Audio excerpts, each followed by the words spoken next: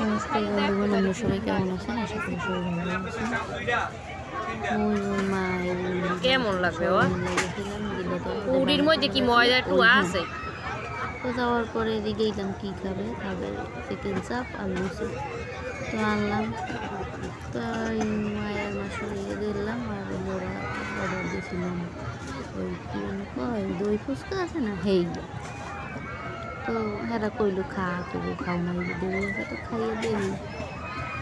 ভালোই, খারাপ না। তো আমি যে মুখরাটা ভাব ওই চিকেন চাপটা হইলো আর একটু লবণ হইলে মনে একটু বেশি ভালো লাগবে। যদিও আমি লবণ খাই না, এবার আমাদের মনে হচ্ছে যে একটু লবণ হইলে ভালো হইতে, এছাড়া সব কিছুই বেশ ভালোই লাগবে। তো খাইতে যে এখান দিয়ে কিছু কেনাকাটা করবো, এরপরে অনেক অপেক্ষা করতে লাগবে খাওন মোডে আই। পরে আর কি করবো, চিকেন চাপার বেশি ভিডিও ভেঙে খাইতে লাগবে। খামো দই ফুচকা আমাদের খাওয়া লাগে, চিকেন চাপার সহ্য হয় শরীর। এরপরে দেখি বন্ডিও খাওয়া শুরু করছে, দেখি আসে নাকি। আর আমি তো ক্যামেরা ঘুরেই দেখি, তো বেড়া ঘুরে দিয়ে নাকি আর মধ্যে টকাশ করে সামনে চলে দেখতে লোক টক উড়াইয়া থুইয়া দই মধ্যে ফুচকা ফুচকার মধ্যে দইটাইও